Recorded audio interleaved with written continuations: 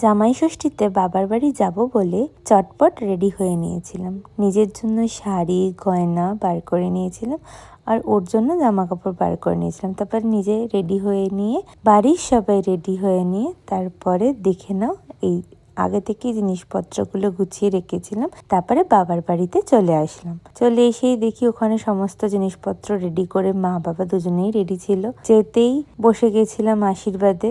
মা একে একে জামাইয়ের সাথে রিচুয়ালস গুলো সেরে নিচ্ছিল। প্রথমে আশীর্বাদ করে নিল, তারপরে মিষ্টি খাওয়ালো, তারপরে দেবে হাত পাকার হাওয়া। এটা হচ্ছে জামাই ষষ্ঠীর মেন। তারপরে আমাকেও আশীর্বাদ করে নিল, মিষ্টি খাইয়ে দিল। আমাদের এটা সেকেন্ড বার জামাই ষষ্ঠী ছিল, কিন্তু সেকেন্ড বার মনে হচ্ছে না, মনে হচ্ছে বিয়ের প্রথমবারই জামাই ষষ্ঠীতে গেছি। মায়ের একা হাতে এত কিছু সাজানো গোছানো দেখে আমি তো অবাকই হয়ে গেছি। রিচুয়াল সেরে ফেলার পরই আমরা একে একে সবাইকে প্রণাম করে নিলাম, বাড়ির সবাই বড়জনকে। আমাদের যেতে অনেকটাই লেট হয়ে গেছিল, তাই মা বাবা দেরি না করিয়ে আমাদের সাথে সাথেই খেতে বসিয়ে দিয়েছিল।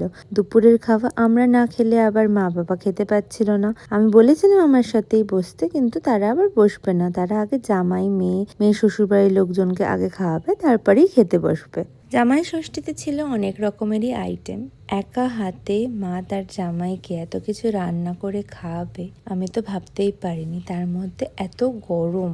আমাদের খাওয়া শেষ হতেই মা বাবাদেরও খেতে বসিয়ে দিয়েছিলাম, কারণ অনেকটা বেলা হয়ে গেছিল। এইভাবেই কেটে গেছিল আমাদের জামাই ষষ্ঠী দুপুর বেলা। তো দেখা হচ্ছে নেক্সট ভিডিওতে। এখনের জন্য টাটা।